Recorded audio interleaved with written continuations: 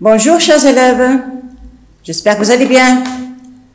On est de nouveau ensemble pour continuer notre travail sur les genres littéraires.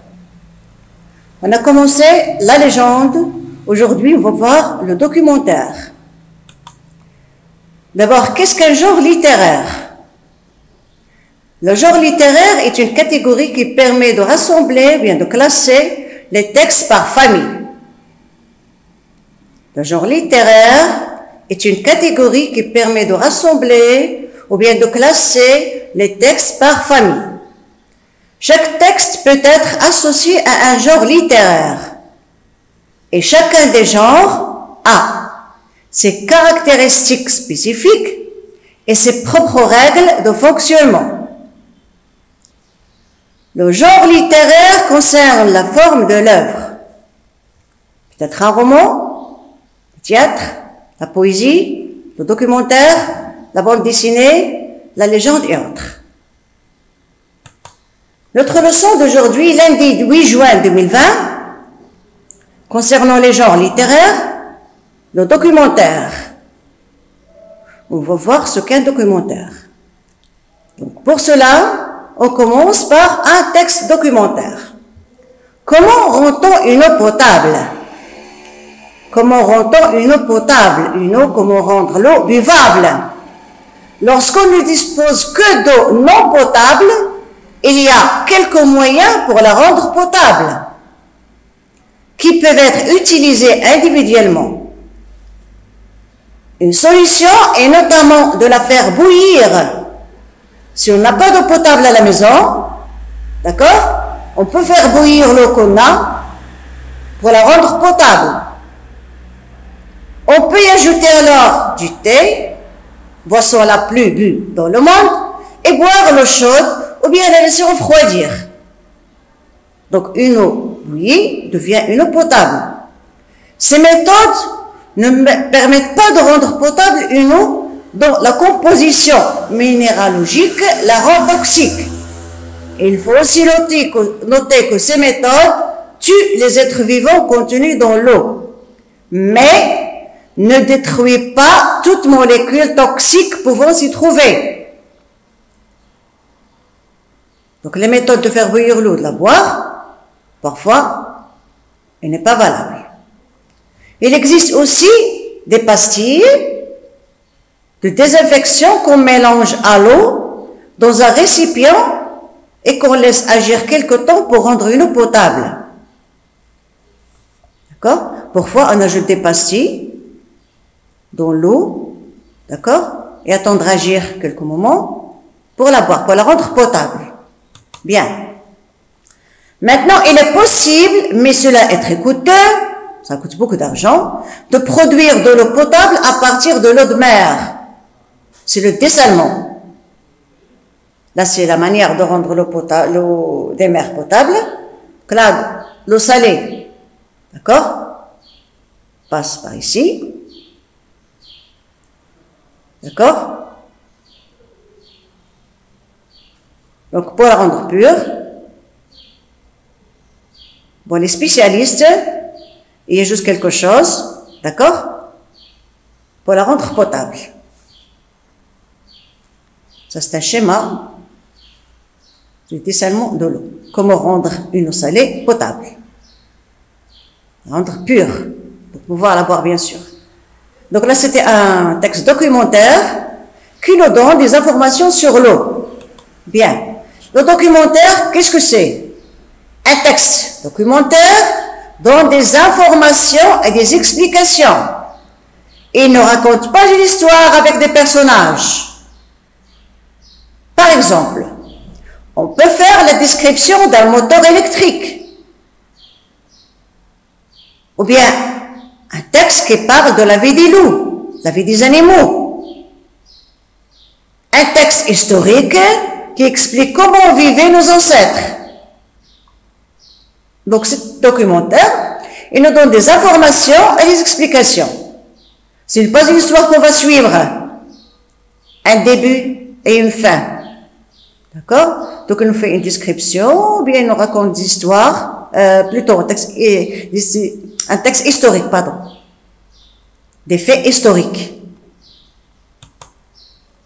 Alors, le documentaire nous instruit,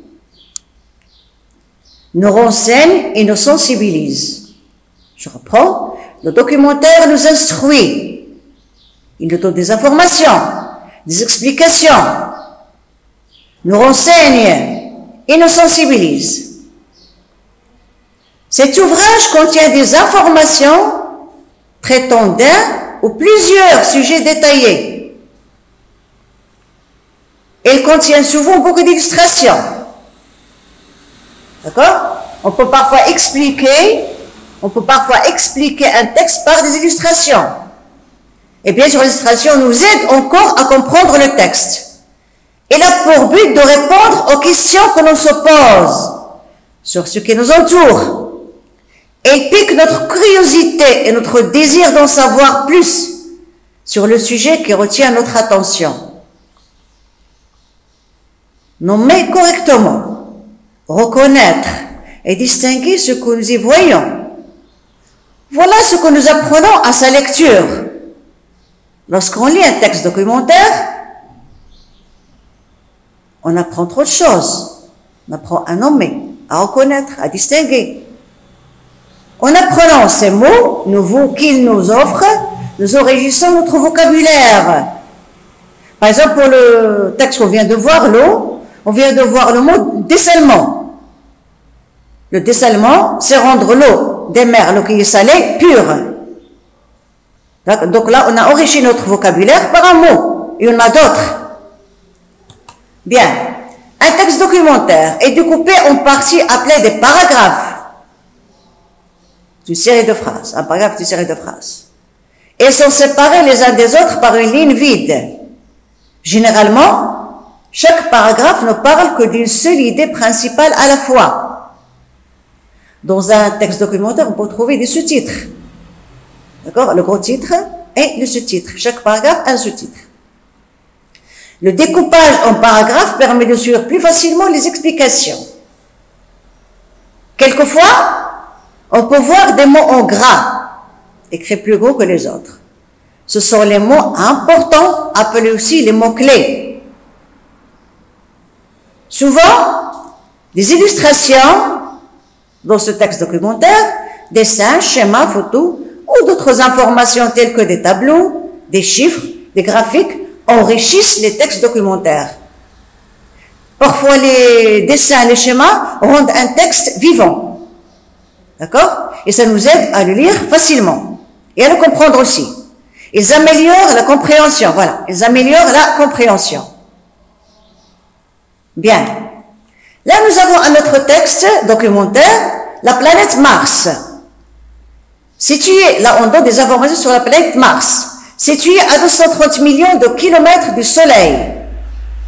Mars est la 4e planète du système solaire. Nous avons là le système solaire. Et la 2e plus petite après Mercure. Donc, on va chercher Mars. Donc, c'est la 4e. 1, 2, 3, 4. Donc, voici la planète Mars, appelée aussi planète rouge. D'accord? Elle est située à 230 km du Soleil. À 230 km du Soleil. Là, nous avons la Terre. Là, nous avons les 7 planètes. Nous avons Neptune, Uranus, Saturne, Jupiter, Mars, ça c'est la Terre, Vénus, Mercure. D'accord? Donc là, vous avez les 7 planètes. La 4e ici, c'est Mars. Donc là, nous avons un écrit et un schéma, une illustration. Donc là, on a bien compris ce qui est écrit ici. On continue. Il reçoit son nom du dieu de la guerre, romain Mars. Donc la planète Mars est appelée Mars. D'accord? Suite au nom que lui a donné, c'est le nom de Dieu. Et pourquoi? À cause de sa couleur rouge, qui fait penser au son des champs de bataille. Donc les champs de bataille, ça revient à la guerre. Donc Mars, on l'a appelé Mars, d'accord? À cause de sa couleur rouge qui fait penser au son des champs et de bataille, donc son nom du dieu de la guerre. Cette couleur rouge est donnée par l'abondance d'oxyde de fer. Pourquoi est-ce qu'il est rouge? D'accord? C'est parce qu'on vient de dire ici. On dit que le sang des champs de bataille, mais regarde ici. Cette couleur rouge est donnée par l'abondance d'oxyde de fer, la rouille. Il est facile de trouver Mars dans le ciel grâce à sa couleur, même à l'œil nu. La gravité est 3 fois moindre que sur Terre, ce qui fait le poids des objets est divisé par 3. Rappel, la masse d'un objet, elle ne change jamais. La masse de Mars est égale au 10e de la masse de la Terre. La masse de Mars est égale au 10e de la masse de la Terre. La masse de la Terre divisée par 10, ça nous donne la masse de Mars. Et sa surface est 4 fois plus petite. Sa surface est 4 fois plus petite. D'accord? Donc, la surface de la Terre divisée par 4 nous donne la surface de Mars. Il n'y a pas d'océan. Toute la surface de la planète est solide. Il existe pourtant 2 calottes glaciaires, l'une au nord, l'autre au sud. Au nord, la calotte est faite de glace. Au sud, la calotte est composée de gaz carbonique. Là, on a aussi un texte documentaire, d'accord, qui est illustré par l'image que vous venez de voir, l'image du système solaire. Donc, pour comprendre un texte documentaire, d'abord, il y a des mots nouveaux qu'il faut connaître. Sinon, on a recours au dictionnaire. Ensuite, vous avez des illustrations.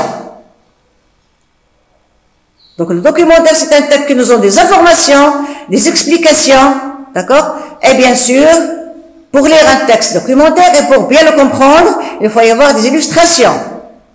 Et n'oubliez pas d'avoir toujours votre dictionnaire à côté. Bien. Maintenant, regardez ici, nous avons là un documentaire, une genre de description, mais bien détaillée, du canard. On parle du canard. Là où est-ce qu'il vit? Il vit dans la basse-cour. Qu'est-ce qu'il mange? Il est omnivore, il mange de tout. Sa production, la canne est ovipare. Le canard, c'est le masculin, la canne, c'est le féminin. Le canard, c'est le mâle, la canne, c'est la femelle, pardon. La canne est ovipare, c'est-à-dire elle pond et couvre ses œufs. Le canard, la canne, le caneton. Le canard mâle, la canne femelle, le petit, c'est le caneton. Il se déplace sur des pattes, regardez ici, ils sont comme des palmes, genre de palmes. Il marche, vole et sait nager. Il nous donne de la viande, le foie gras et les plumes. Donc, à partir de ce texte, à partir de ces renseignements, on peut écrire un texte documentaire sur le canard. Même chose pour la tortue terrestre. Elle vit sur la terre, puisqu'elle est terrestre bien sûr. La tortue est herbivore et mange seulement de l'herbe. La tortue est un reptile, elle est ovipare, elle pond des œufs. La tortue possède une carapace, elle y rentre la tête et les pattes pour se protéger. D'accord? Elle est bien logée. Elle se déplace, elle marche sur 4 pattes. La tortue n'a pas de dents, elle a un bec. Donc, à partir de ces renseignements, on peut écrire un texte documentaire sur la tortue. D'accord? Donc, nous avons là le canard et nous avons la tortue. Donc, à partir de ces renseignements, on peut écrire un texte documentaire. Donc, vous avez le choix entre la tortue terrestre et le canard. Vous allez écrire un texte documentaire sur ces 2 animaux. Vous pouvez chercher d'autres informations. D'accord? Donc, ça, c'est le travail que vous allez faire à partir de ce texte. Eh bien, mes chers élèves, j'espère maintenant que vous avez compris ce qu'est un texte documentaire ou bien ce qu'est un documentaire. D'accord? Donc, vous allez faire votre recherche sur, vous allez choisir entre le canard et la tortue terrestre. D'accord? Et vous allez faire un texte documentaire. Je vous propose, si vous voulez, de chercher d'autres animaux si vous voulez. D'accord? Vous pouvez chercher d'autres animaux et donner des informations ou écrire un texte documentaire sur chacun d'eux. Mais que ce soit bref. Eh bien, en attendant de voir vos productions et votre travail, je vous souhaite une très belle journée. Restez chez vous et faites votre devoir. Vous êtes les meilleurs. Au revoir et à la prochaine.